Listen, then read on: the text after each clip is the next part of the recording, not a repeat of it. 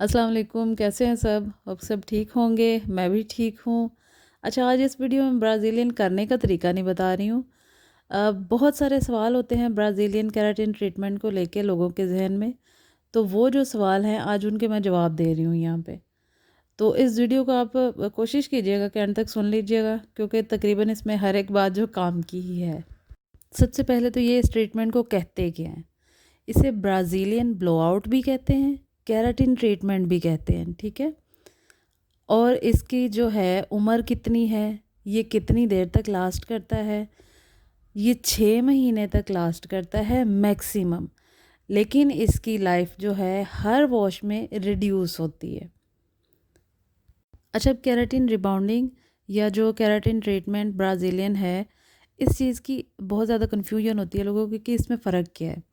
अब इसमें सबसे पहला मेन फ़र्क जो है, केराटिन में बालों के जो अपने बॉन्ड्स होते हैं जिनके साथ बाल बॉन्ड के साथ बॉन्ड मिलके जुड़ा जुड़ा होता है, वो बॉन्ड्स टूटते हैं। फर्स्ट स्टेप में हम उनके बॉन्ड्स को तोड़ते हैं, बाद में आयरनिंग करके उनको रीशेप करते हैं, जितनी भी उसमें स्ट्रेचिंग होती है, जितना भी वेव होता है वो निकाल लेते हैं। जब वो बाल बिल्कुल सीधे हो जाते हैं, बाद में हम उनको फिक्सर लगा के बिल्कुल उसी शेप में फ़िक्स कर देते हैं। ये तो हो गई केराटिन रिबॉन्डिंग या रिबॉन्डिंग का मेथड। और अब आते हैं ब्राज़ीलियन या केराटिन ट्रीटमेंट की तरफ, ठीक है? जिस चीज़ के साथ ट्रीटमेंट का नाम लग जाता है ना, उसको ज़हन में बिठा लें कि वो आपके बालों के लिए हो, स्किन के लिए हो, वो फ़ायदे की चीज़ है। लेकिन एक बात ज़हन में रखिएगा कि केराटिन ट्रीटमेंट के साथ आपकी फ़ैशन की जो नीड है, वो कोई ख़ास पूरी नहीं होती है। ये सिर्फ़ उन लोगों के लिए है जिन्होंने अपने बालों को खुराक देनी होती है। अब कुछ लोग जो होते हैं वो कहते हैं कि नहीं जी, हमने बाल सीधे कराने हैं लेकिन केराटिन ट्रीटमेंट लेना है।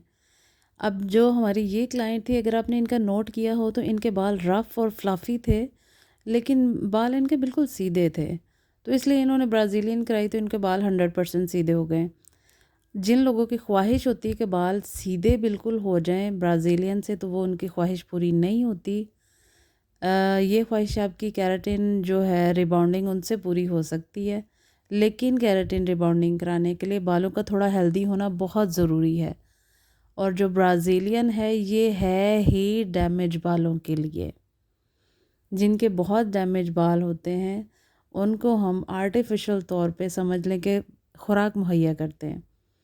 तो उससे ये होता है कि इनके बालों के जो हैं खुले हुए क्यूटिकल्स भी बंद हो जाते हैं, और जो है बालों में शाइन आ जाती है, सॉफ्टनेस कदरे आ जाती है, मैनेजेबल हो जाते हैं।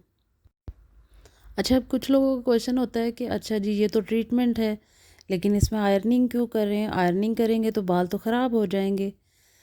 इसका जो तरीकाकार ही यही है कि पहले हम इन्हें क्लैरिफाइंग शैम्पू से जब वॉश कराते हैं तो बालों के क्यूटिकल्स खुल जाते हैं। बालों के क्यूटिकल हम खुद खोलते हैं क्योंकि उसमें हमने मेन जो ट्रीटमेंट की क्रीम है एक तरह से फिल करनी होती है।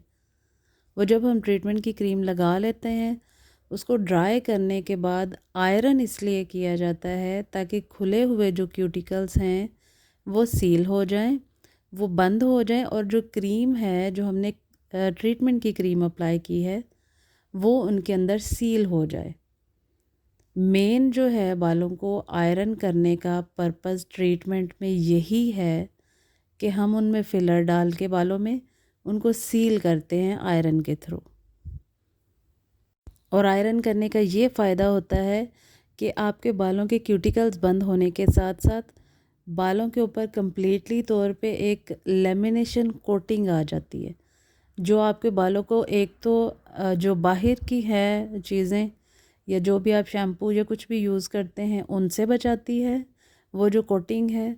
और दूसरा ये है कि वो जो फिलर आपके बालों में ऑलरेडी जा चुका, फिल हो चुका है प्रोडक्ट, वो जो है वो आपके बालों की ऑलरेडी जो सख्ती है उसको नरमी में चेंज करता है। मेरा ख्याल है कि मैंने काफ़ी आसान ज़ुबान यूज़ की है। बाल जो बेसिकली फूले होते हैं ज़्यादा, वो मोस्टली क्यूटिकल खुले होने की वजह से ही वो फूले फूले से लगते हैं। तो जब वो क्यूटिकल्स बंद होते हैं तो बालों का जो है वॉल्यूम वो भी ज़रा नॉर्मल हो जाता है। और इसी लेमिनेशन कोटिंग को बचाए रखने के लिए हमें होम केयर यूज़ करनी पड़ती है। जो लोगों को बिल्कुल बात समझ में नहीं आती है, लोग करा जाते हैं ब्राज़ीलियन, लेकिन होम केयर ना यूज़ करने की वजह से उसको टाइम से पहले ही ख़राब कर लेते हैं। सल्फ़ेट फ्री शैम्पू होते हैं, मास्क होते हैं जो इसको मेंटेन रखने में हेल्प करते हैं। तो इसलिए इसकी होम केयर में इसका अपना प्रॉपर शैम्पू और मास्क होता है, वो भी लाज़मी यूज़ करना चाहिए। केराटिन मास्क या शैम्पू ज़रूरी नहीं कि आपने केराटिन करवाई हुई है तभी आप यूज़ करें। वो वैसे भी आपके बालों के लिए फ़ायदेमंद है, आप उन्हें वैसे भी यूज़ कर सकते हैं अपनी रूटीन में। ट्रीटेड या डैमेज हेयर्स के लिए अब तक की जो सबसे फ़ायदेमंद चीज़ है और एडवांस चीज़ है वो ब्राज़ीलियन ही है। बाकी सारी जो चीज़ें हैं वो आपकी सिर्फ फ़ैशन की नीड को ज़रूर पूरा करते हैं, आपके बालों के हक़ में नहीं होती हैं। ये वाहिद चीज़ है जो आपके बालों के हक़ में है। ये सेमी परमानेंट ट्रीटमेंट है जो 6 माह तक तकरीबन आपका चल जाता है।